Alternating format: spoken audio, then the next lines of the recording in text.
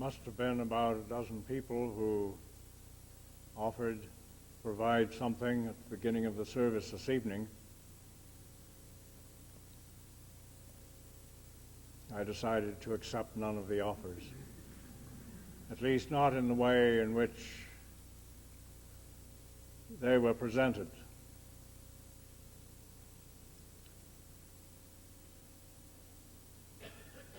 I trust I may accept the offer which is being extended by all of you to participate in the process by which the Word takes form in words.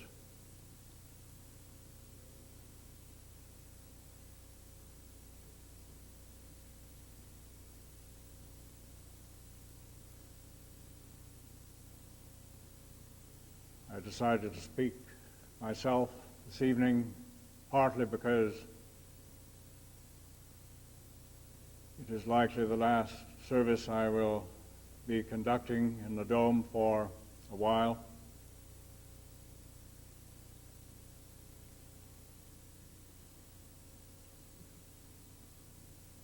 I might also mention that while I appreciate the willingness of so many to play a more specific part in our Sunday evening services, the question always arises as to how able those who offer really are to enhance what is properly moving of the Spirit in such an hour. As has been emphasized before, it is not merely a matter of willingness.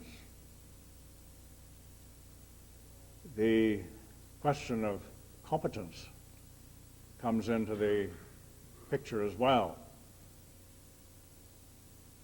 There are doubtless a few who could be said to be more or less competent in this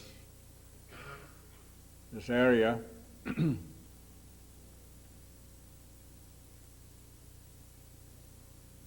But it is a very serious matter to assume responsibility and focus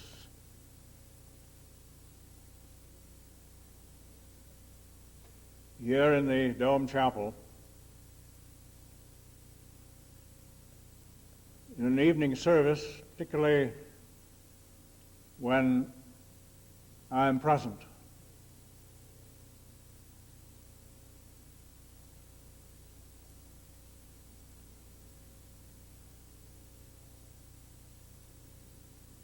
I don't doubt the desire on the part of many to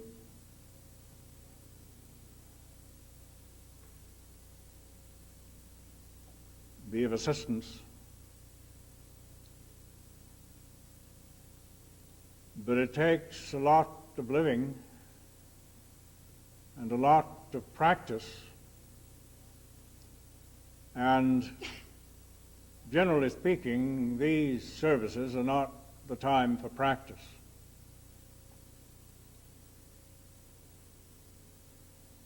Now, there's always an element of practice, I suppose, in anything one undertakes. Surely one could probably do it better than one does.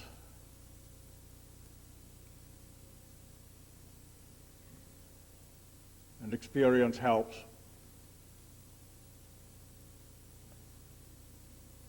But in these hours, we're really in business, not in the business of practice. The business of letting the Word take form.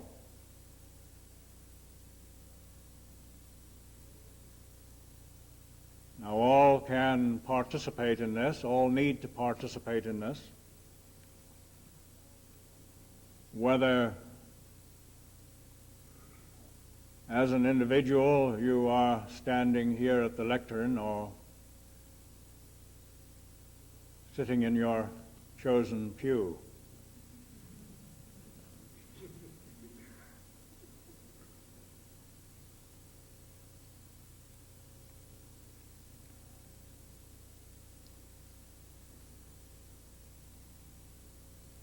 There's something to be done.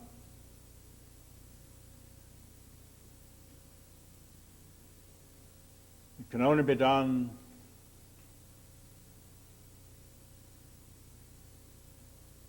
by reason of the action of the Spirit, and we do not wish to fumble around too much in the doing.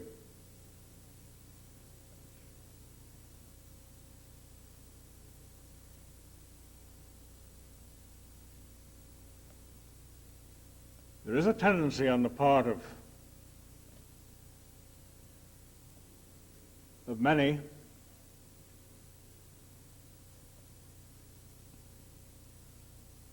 those who play the role of victims in particular, also to play the role of the observer. This is an imaginary role because there is no platform upon which you can stand apart from the world, apart from other people, apart from the universe, and observe.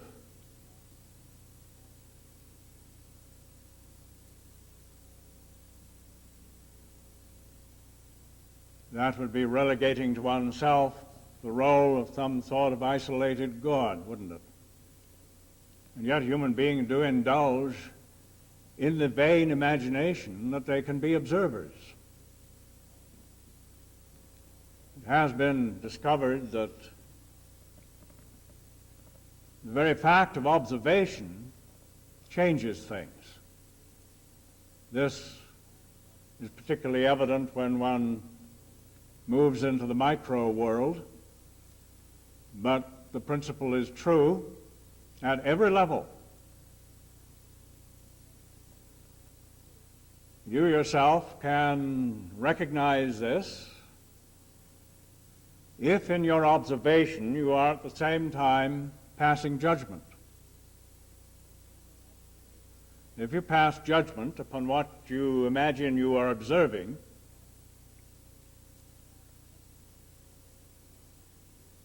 then in thought and in emotion, you will be injecting something into that situation which was being observed. Of course, you'll probably go further than that.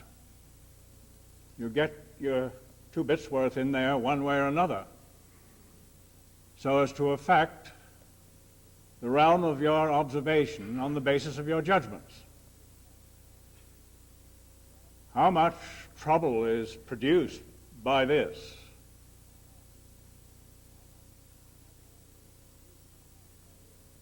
People talking, for instance, about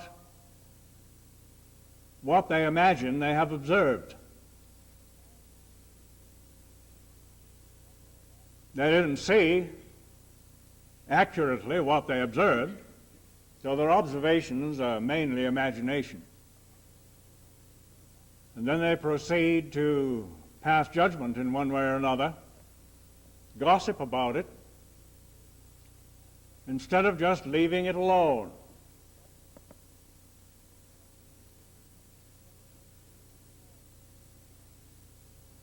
Very often the matter of sympathy comes into the picture, where one is playing the role of the victim. One will be inclined to sympathize with other victims or other people who are playing that role, or whom one may think are playing that role.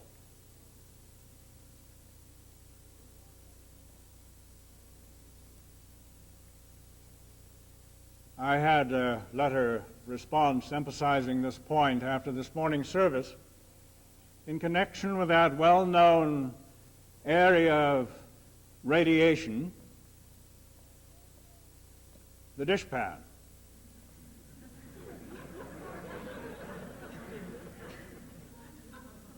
If anyone plays the role of a dishwasher, this is supposed to evoke a certain amount of sympathy, particularly if one has to play that role for a week on end. Horrors.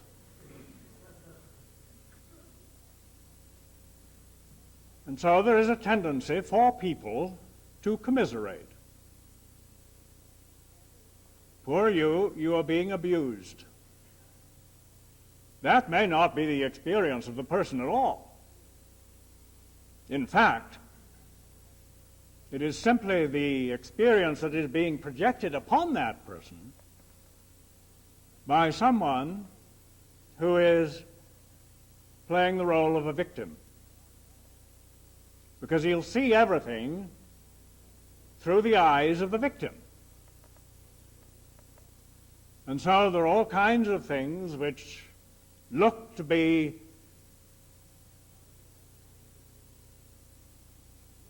victimizations in one's own experience, of course. That's paramount. But also in the experience of others. One can look around and see how abused people are. Now, I suppose this morning, in speaking about the role of the victim and how each one is responsible for him or herself as to what role it is that is played, there may have been the thought arising in some, looking beyond in that great world out there, all these people who are starving, who are diseased, who are being abused in one way or another, apparently. I wasn't talking to those people out there this morning. I was talking to those who are right here. That is one excellent way that many have used to divert attention from themselves. Look at what's happening in the world. And now you just say to me, stop playing the role of a victim. How is that going to help all these people out there? Well, of course, you might be surprised. But in any case, if we just forget about playing the role of a victim for the moment, how then are you going to help all those people out there anyway? Well, of course, there are those who feel impelled to go to Cambodia or wherever it is and try to do something. But none of that ever amounts to more than a row of beans. Doesn't solve anything. What we're concerned with is what might be called a solution. And the solution starts right here. Doesn't start out there. There may be some things which should transpire out there, but they will only transpire if something starts right here. And the first necessity is to stop playing the role of the victim.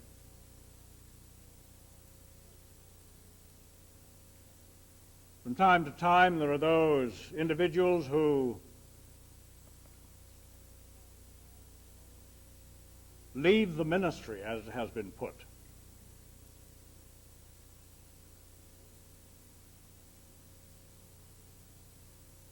Or possibly leave one of the units.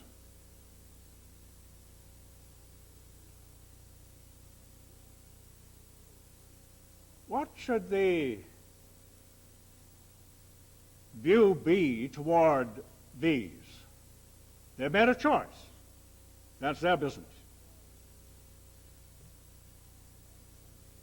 But for me and my household, we serve the Lord. Now, it may be that some of these who move out have been called friends. What about it? Who is your friend?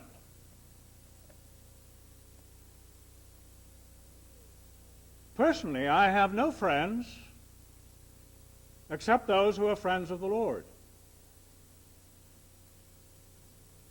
I may associate with a lot of people.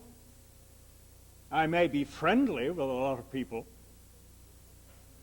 But I know there are no friends except those who do whatsoever they are commanded. That's the basis of friendship, isn't it? We know that. What is commanded by the Word? If that command is ignored, no matter what personal cords may have been woven with someone else,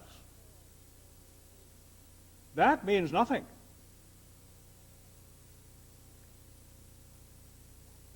It may be a little uncomfortable, and it doesn't mean that one blots everybody out, but it does mean that there is never any extension of friendship in the sense of sympathy. You are my friend, therefore I sympathize with you. Sympathy is the most deadly of sins.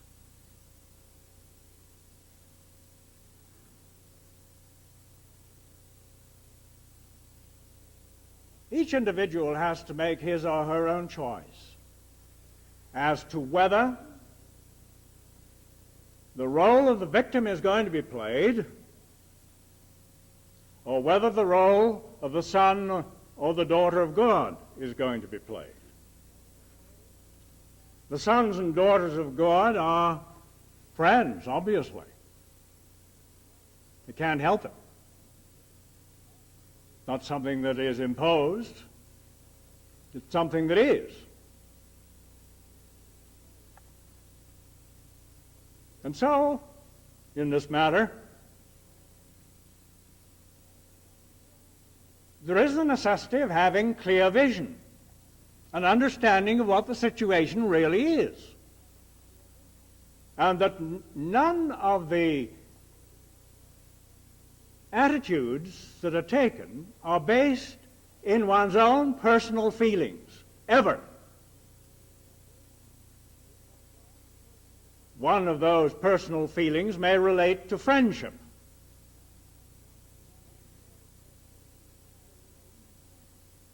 One is not governed by one's personal feelings, but by the facts of the situation, whatever it may be, when seen with radiant vision, when seen as it really is. Now, there are precious few people, even amongst the emissary community, who let them see things as they really are, because their personal feelings, their personal emotional involvements, their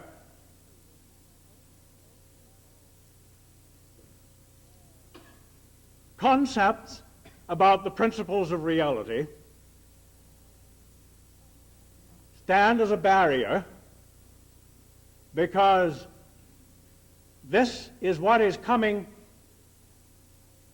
being received out of the world of form. And if one is governed by what is coming out of the world of form, which one will be if one has an emotional involvement with it, one cannot see clearly. One cannot certainly see things as they really are. The only way to see things as they really are is with radiant vision. And radiant vision is not dependent upon the form of things.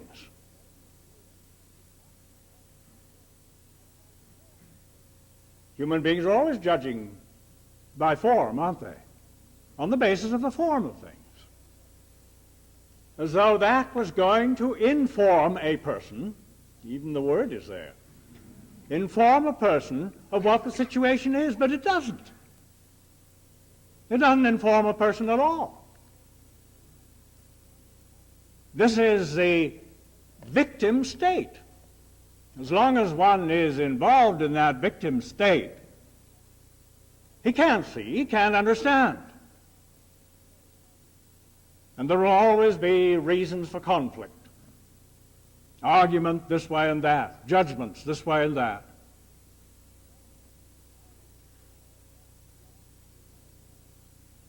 All judgments spring from the fact that information is coming to one from the realm of form. And that is supposed to tell a person what's happening. It doesn't.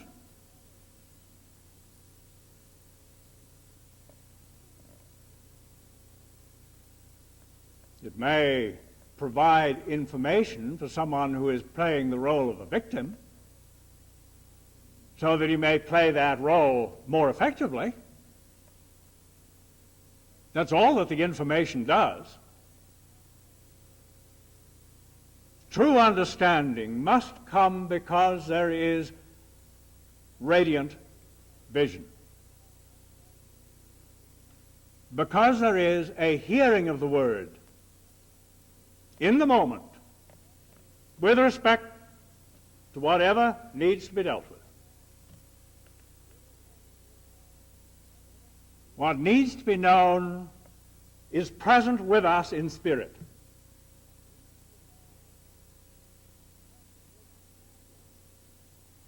When we allow that to be the governing element in our experience, then we can act intelligently with respect to whatever it is with which we have to deal.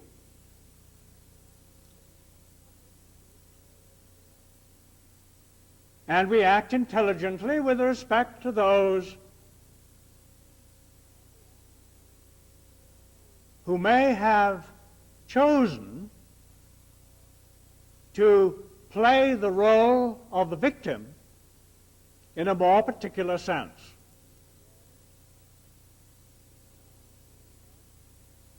Obviously, if we see things as they really are, we're not anxious that anyone should play that role. It's the most unfortunate role to play. We know something about it, having played it.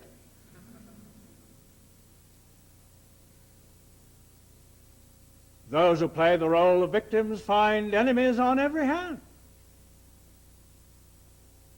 Hostile circumstances.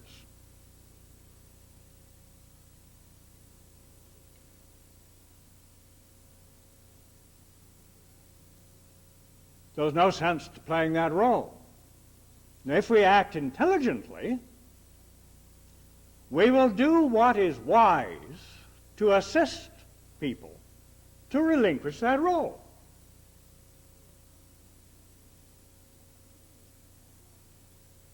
Now, if anyone here present is functioning on this basis, he can deal with any circumstance, with any person, in a useful way. He can provide what is essential. But if there is still present in the individual identification with the role of the victim, what he does will inevitably be destructive. It will not be helpful at all. Now, there's very often confusion in the minds of of emissaries even, about this matter with respect to those who make choices which emphasize the fact that they are playing the role of the victim. How to handle it? Well, if you're playing the role of the victim, you have no way of handling it. You couldn't handle it. Better leave it alone until you come out of your own miserable state, so that you're not in the least sympathetic to someone else who is playing the role of the victim. If you're doing that, then there will be a factor of agreement there. Poor you. You have been victimized. But no one can be victimized who doesn't play the role of the victim. If there isn't a victim present, who's being victimized? So, that role is relinquished, that we may play the role of the son or the daughter of God. And on this basis, things begin to be seen as they really are, and consequently can be handled effectively. There's no personal involvement. If there are personal cords of connection with someone, then probably it is wise to steer clear for a while until those cords begin to dissolve.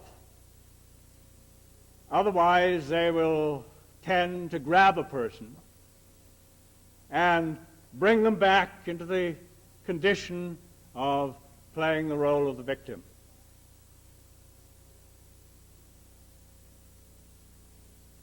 It may seem on the surface as though some sort of a cleavage is being established because of this between people who have moved away, so to speak, and that from which they are moving away.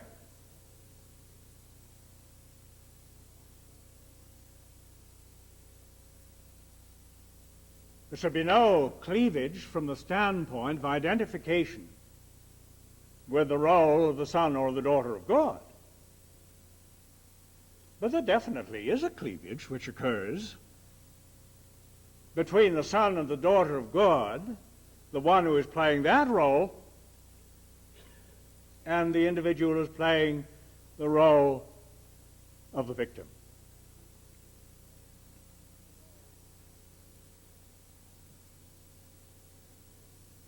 How to function in this field is obvious to a person who functions in the role of the son or the daughter of God. Therefore, if there is confusion in the matter, it is because the person is playing the role of the victim.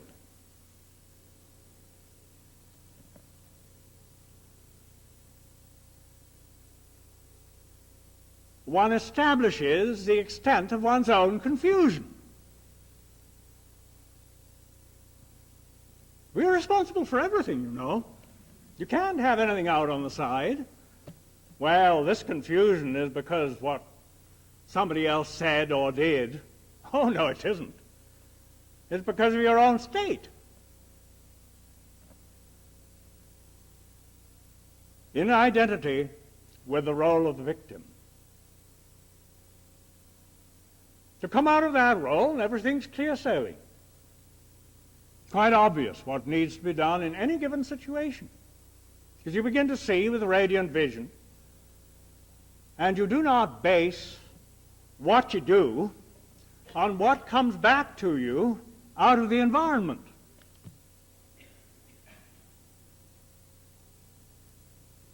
You stop trying to play God, an observer. At least God is supposed to be the supreme observer, I suppose, sitting in a pinnacle somewhere, high enough so that he can observe the whole universe. How ridiculous. You think what we call the universe exists in a state of separation from God? God invented the universe. Having invented it, he tossed it out. I don't know where he tossed it out to, but somewhere or other. He's over there, and the universe is over here.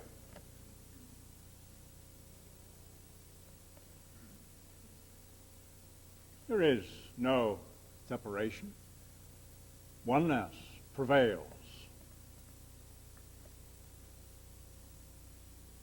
It could be defined in terms of the oneness between creator and creation. However, this tends to establish more concepts in human minds,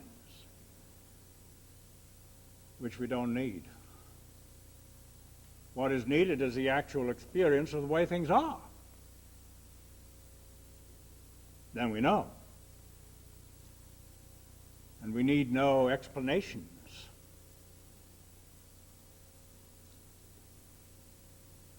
So we move out of the state of the victim, the state of feeling that we are abused or that someone else is abused.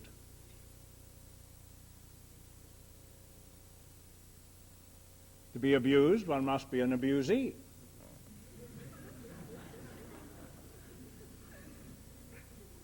One must play that role, in other words. No matter what happens, one doesn't need to play these sort of roles. If we do, then we ensure the continuation of all the troubles we've known. We sustain them. How much energy people put into this.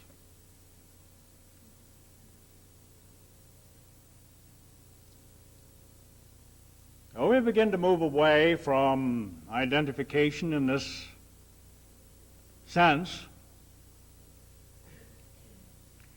in the recognition that we are responsible for the radiance, what might be called the pressure of spirit. There's something here we could take a look at, because a lot of people have felt they were under pressure of some kind. Usually these pressures arise or are thought of or interpreted as being the external circumstance. We are supposed to be victims of circumstance. Well, we are if we play that role.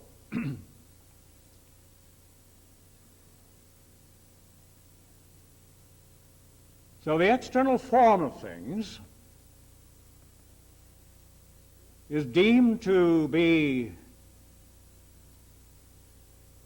what determines our experience.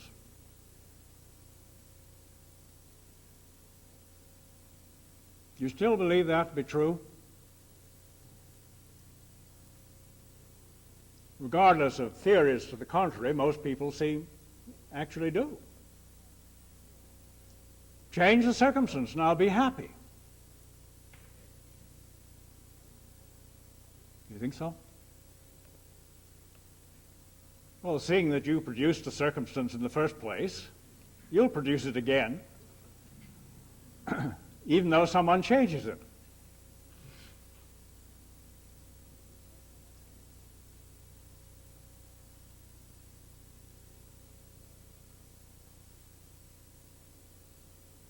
There is a saying in emissarydom,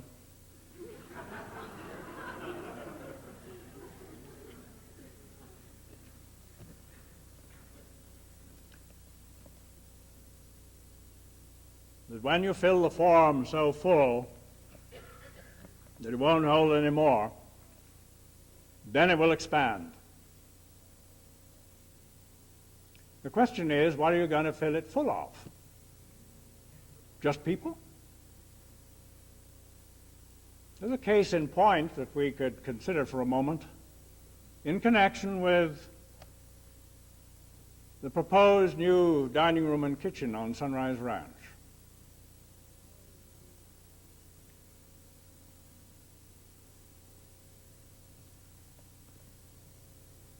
Our present dining room and kitchen has been filled to capacity for quite some time. quite frequently. Not constantly, but quite frequently. In fact, there has been a need, apparently, for more room. Are we to interpret this saying that when the facility is filled to the brim, then we may anticipate that there will be an expansion of some kind? That isn't what is meant at all. It has to be filled to the brim with the right substance. Merely filling it up with people doesn't do it. Particularly people who may still be playing the role of the victim. There have been those playing the role of the victim in the kitchen, and those playing the role of the victim in the dining room. They were so victimized that they would avoid the dining room.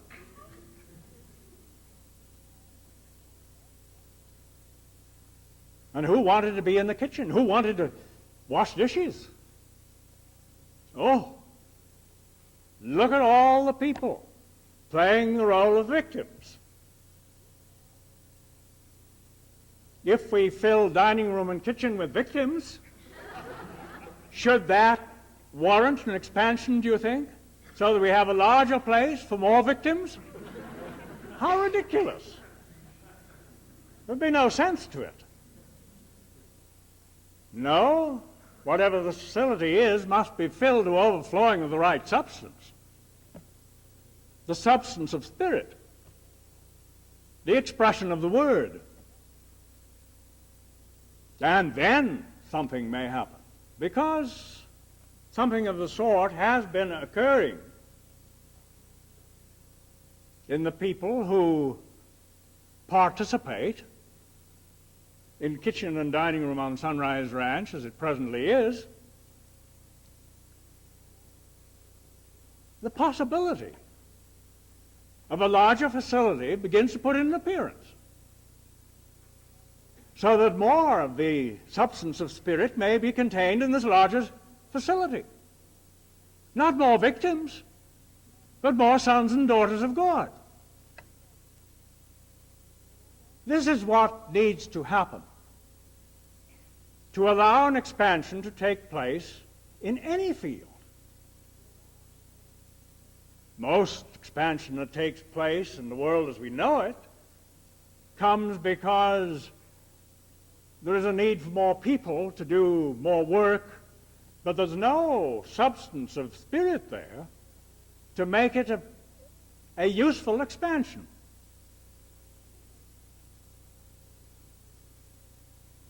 There are larger and larger accommodations appearing all across the land to house the increasing number of those who play the role of victims. That's right, isn't it? Absolutely so. Obvious to anyone who has even a little radiant vision.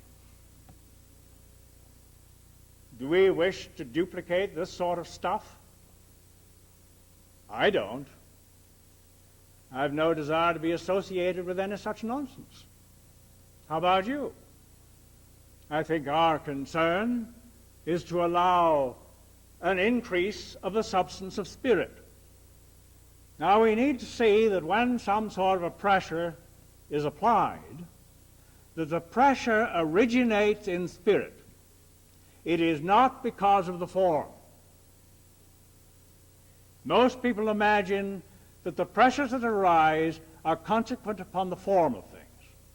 There's not enough room in the dining room. There's not enough space in the kitchen. This is the reason why there is so much difficulty. Nonsense. As is being proven out, I trust. It needs to keep being proven out, by the way, if a new facility is actually to put in an appearance. It needs to be proven out that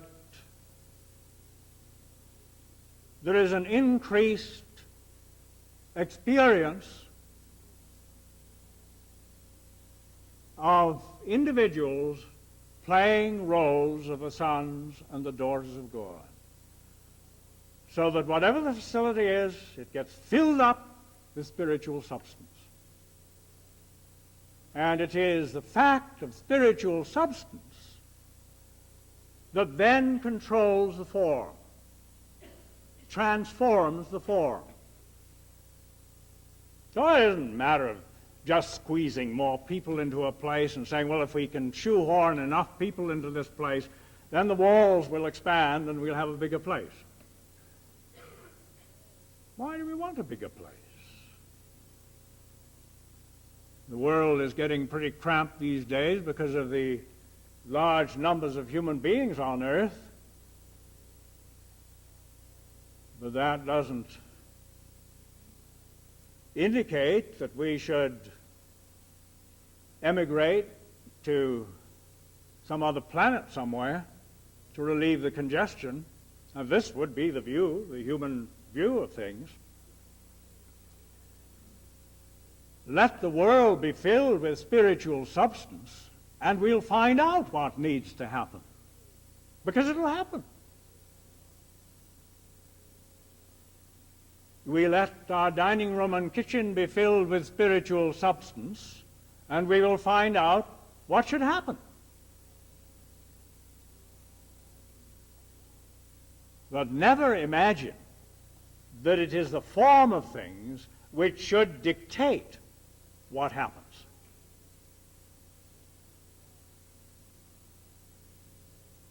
There's been some idea on Sunrise Ranch that everything should expand. We should have more room for all the residents thereof. Well, that would be lovely perhaps. But would the more room be filled with spiritual substance? That's the question. What would be the sense of having more room if it's not filled with spiritual substance? Isn't that what we're interested in? I think it's far better to have a little nook full of spiritual substance than a palace completely empty.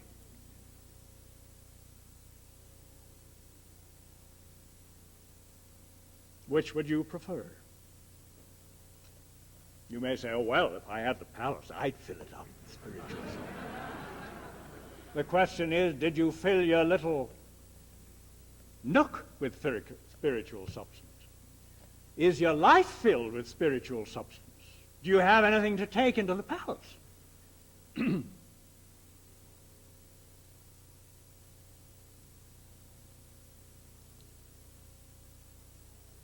So never assume that because there is a cramped state in the external sense, whatever field that might be, that is the reason why it should expand. It isn't. It may indeed be a good reason why it should dissolve.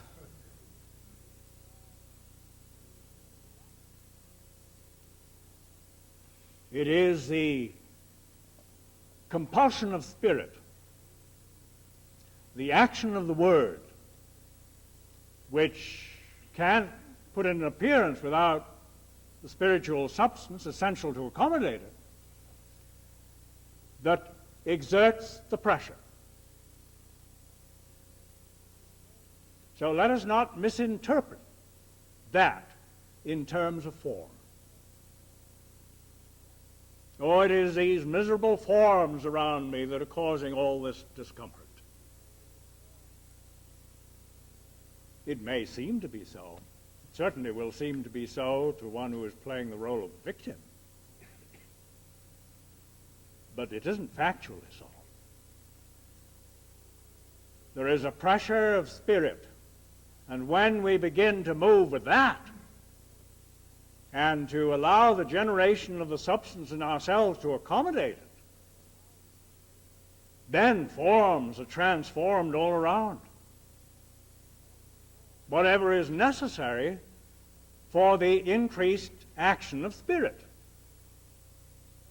But that's the only reason for the forms. They don't have any value in and of themselves. So we concern ourselves simply with the word, the expression of the word. We can't express the word unless we hear it. As has been noted, there is sometimes concern that more freedom should be given to express the word. Well, I had a dozen offers, as I say, this evening from a number of people to do something of the sort. But for a person to express the word, he must first hear it. There's one reason why we have had classes the way we have, to give those who attend the opportunity of letting some sort of an attunement occur within themselves with respect to the word, so that they could begin to discern it.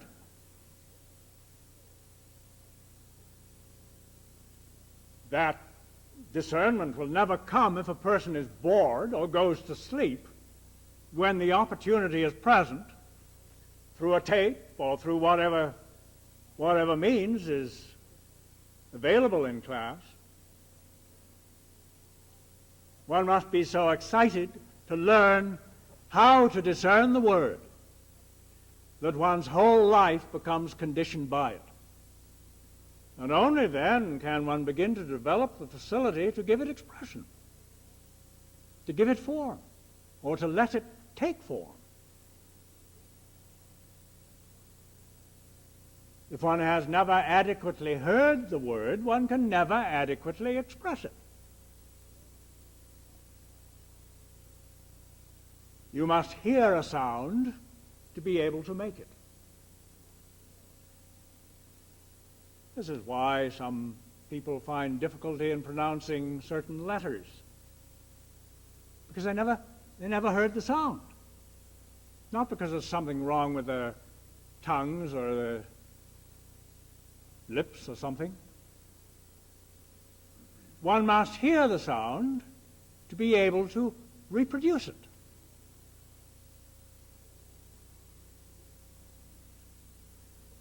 There are sort of mechanical means of reproducing sounds, which can be seen to be helpful perhaps for those who are deaf, for instance.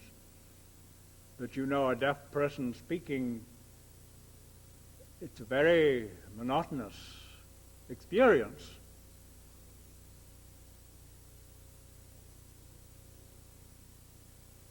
We need to discern the word to hear it first.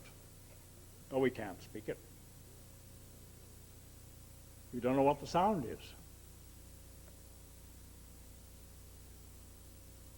And so there is a necessity for that discernment, and we have had a tremendous opportunity to experience this. Let's pause for a moment and look at what's been happening this evening. Could any of you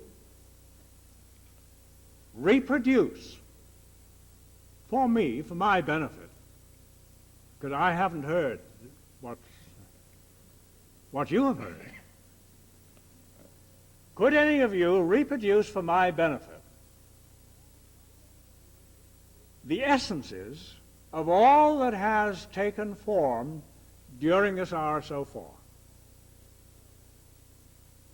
Was your listening so acute and your attention so focused that you were aware of the sequence, the natural sequence of what was occurring, and therefore could easily follow it through again? Or were there moments when your attention went off a little here and a little there, and your feelings got caught up with something somewhere? How much actual participation in what has been occurring of the expression of the word during this hour has there really been? This is an individual matter. Each individual is in position to answer honestly for him or herself. But whatever it is, that is the extent of our effectiveness.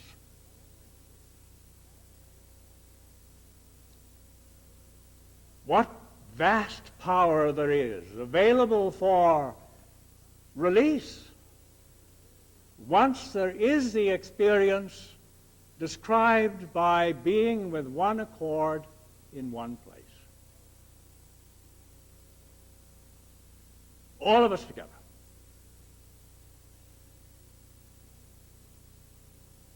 That's what we're here to do. Nothing else. We can't be with one accord if some of us are playing the roles of victims. Perhaps victims part of the time. A little measure of the son or the daughter of God slipped in.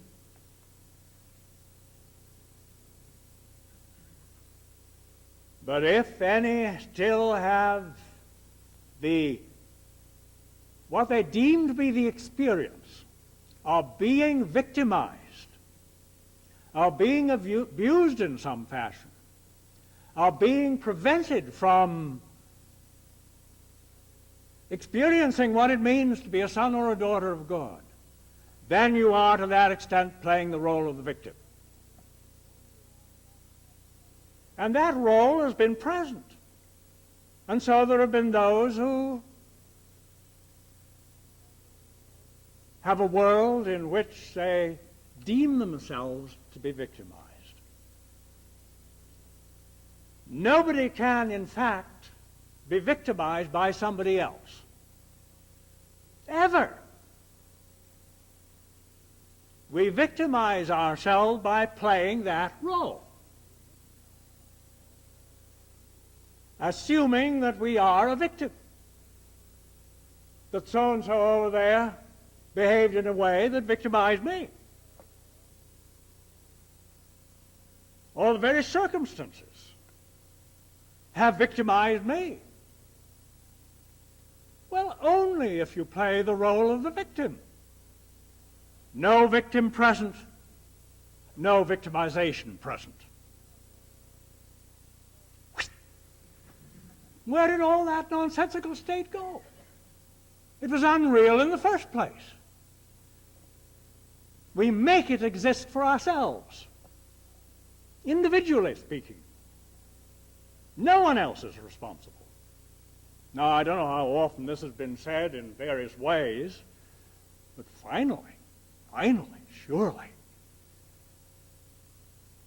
we should awaken to the truth. It has been said that not everybody needs to function on a conscious basis, but somebody needs to function on a conscious basis.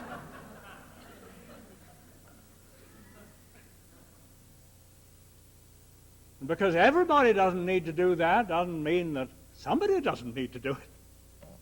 And who shall that somebody be? Well, we decide for ourselves. The only way to experience a conscious awareness is to be the Word and to cease to be the victim.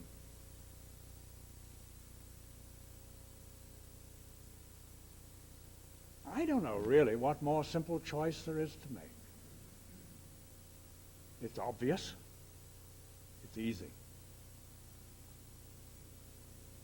And so on this basis, we can be with one accord in one place. Now, perhaps there's something else I should say, seeing that there are now available various volumes of the Third Sacred School, as it is called, in which is contained a great deal of literature out of the past. And some tend to concentrate overly on this, which takes them out of the present, like avid readers of the Bible.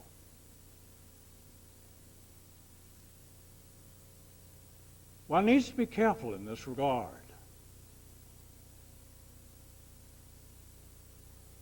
one can pay too much attention to things that are now out of context. They were in context then. That was fine. But if we look at them as though they were in context now, we'll be in trouble. You know that we've never paid too much attention to what Paul wrote in his epistles and otherwise.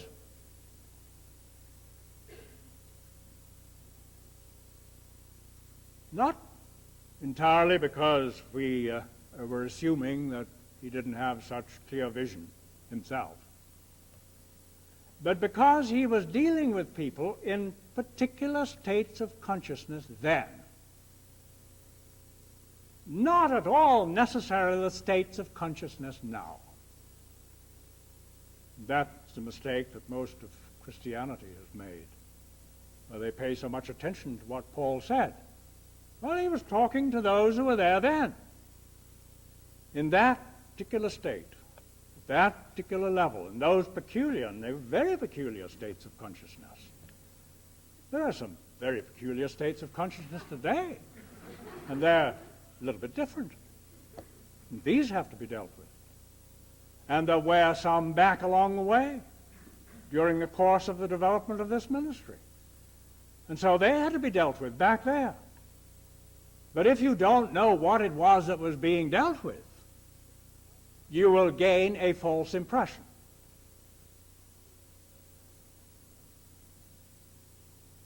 We need to learn to live now, to be in position to reveal the truth in this moment,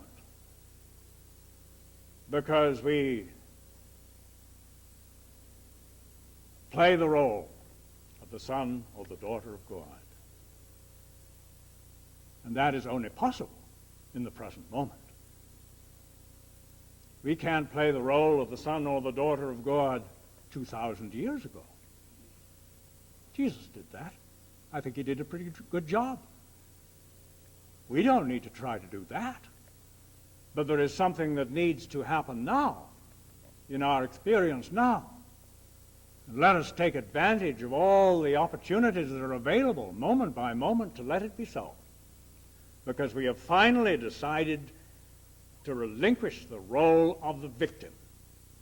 Let it be gone. It is gone, Martin.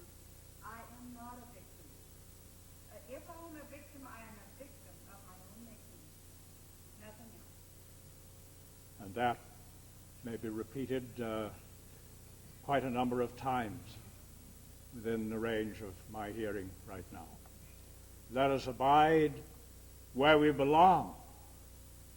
And it certainly isn't